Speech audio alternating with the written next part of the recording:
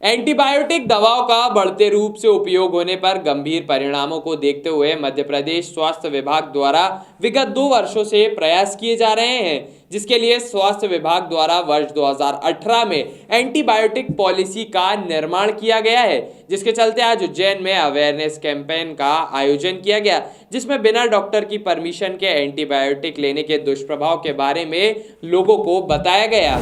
स्त्री रोग विशेषज्ञ डॉक्टर संगीता पलसानिया द्वारा बताया गया कि लोग थोड़ी से बीमार होने पर हाई डोज एंटीबायोटिक बिना डॉक्टर की सलाह के ले लेते हैं, जिसके बाद में कई भयानक परिणाम देखने को मिलते हैं। आजकल पशुपालन करने वाले भी मुर्गियों और अन्य पशु को एंटीबायोटिक देने लगे हैं, जिससे वे स्वस्थ रहें। इसका भी खासा असर लोगों के स्वास्थ्य पर पड़ता है। इसके लिए WHO द्वारा एक अभियान चलाया गया, जिसमें हॉस्पिटल में एंटीबायोटिक की होने वाली खपत ज़्यादा बढ़ गई है। मध्य प्रदेश स्वास्थ्य विभाग द्वारा अब लोगों को जागरूक करने के लिए 3 चरणों में अभियान चलाया जाएगा। जो जीवाणुरोधी दवाइयाँ रहती हैं उसका चरणबद्ध उपयोग में आना चाहिए। उसे किसी प्रशिक्षित डॉक्टर द्वारा ही लेना चाहिए। किसी भी मरीज को किसी भी बीमारी के लिए अपनी मर्जी से दवाइयों के स्टोर से जाके अपना इलाज नहीं करवाना चाहिए। और कहीं ना कहीं उसमें ये जागरूकता रहनी चाहिए कि कुछ बीमारियां जो सामान्य रहती हैं, जो कि मौसम के कारण रहती हैं, उसमें जीवाणुरोधी एंटीबायोटिक्स का ज़रूरत नहीं रहती है। हमारे शरीर की प्रतिरोधक क्षमता ही इतनी रहती है कि जिससे कि हम अपने इस बीमारी को ठीक कर सकते हैं। पर कहीं ना कहीं अभी समाज में ये जागरूकता नहीं है। कुछ भी अगर थोड़ी सी भी बीमारी होती है तो उसको इंसान को ये लगता है कि मैं जल्दी से जल्दी ठीक हो जाऊं। पर हर बीमारी अपना एक समय लेती है।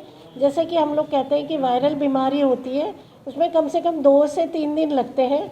अगर बुखार भी आता है तो उसके लिए सिर्फ हम बुखार की पैरासीटामोल देना रिकमेंड करते हैं और 3 दिन तक ये देखते हैं कि अगर ज़्यादा बुखार नहीं है तो शरीर की प्रतिरोधक क्षमता इतनी हो जाती है कि 3 दिन बाद वो मनुष्य स्वयं ही स्वस्थ हो जाता है।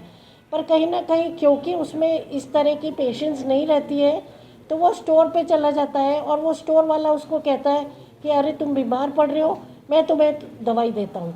तो बगैर डॉक्टर की सलाह के, पर्चे के, स्टोर वाला अपनी विवेक से उसको कोई दवाई दे देता है।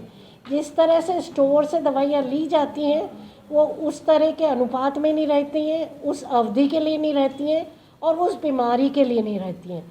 तो क्योंकि इस तरह की दवाइयाँ ले ली जाती हैं तो जो जीवाणु रहते हैं उनको पार्शियल ठीक होते हैं, पार्शियल मरते हैं, बाकी जिंदा रह जाते हैं। तो उसमें उस तरह की दवाइयों से रेजिस्टेंस होने लग जाता है। तो वर्ल्ड हेल्थ ऑर्गेनाइजेशन अब ये देख रहा है कि एंटी माइक्रोबियल रेजिस्टेंस बढ़ता चला जा रहा है। जीवाणुरोधी दवाई जो थी, सबसे पहले पेनिसिलिन आई थी 1942 में, जिसके रेजिस्टेंस डेवलप होते होते 20 साल लगे थे।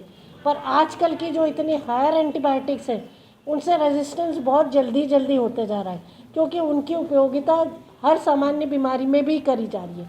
तो हमें ये जागरूकता लानी है समाज में कि किसी भी तरह की बीमारी में स्वयं से उपचार न करें, स्टोर द्वारा उपचार न लें और कहीं ना कहीं अपने जो भी बीमारी होती है उसके लिए प्रशिक्षित चिकित्सक से ही मिलकर दवाई लें।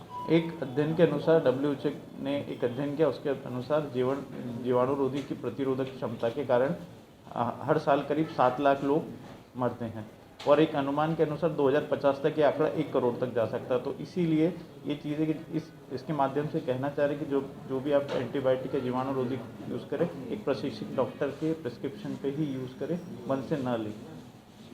धन्यवाद। खबरों में बने रहने के लिए ग्रामीण भारत टीवी को सब्सक्राइब कीजिए और बेल आइकॉन दबाना ना भूलें।